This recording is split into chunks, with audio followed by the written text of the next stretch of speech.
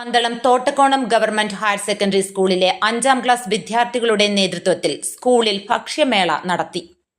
5ാം ക്ലാസ്സിലെ പാഠ്യപദ്ധതിയുമായി ബന്ധപ്പെട്ടാണ് വിദ്യാർത്ഥികൾ സ്കൂളിൽ വിവിധ ഇനം ഭക്ഷണങ്ങൾ പാകം ചെയ്ത് ഭക്ഷ്യമേള നടത്തിയത്.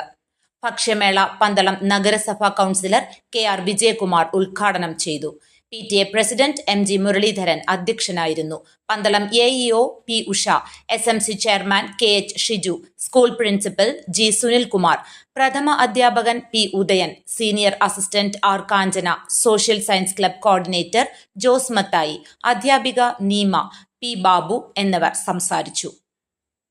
News bureau, Pandalam.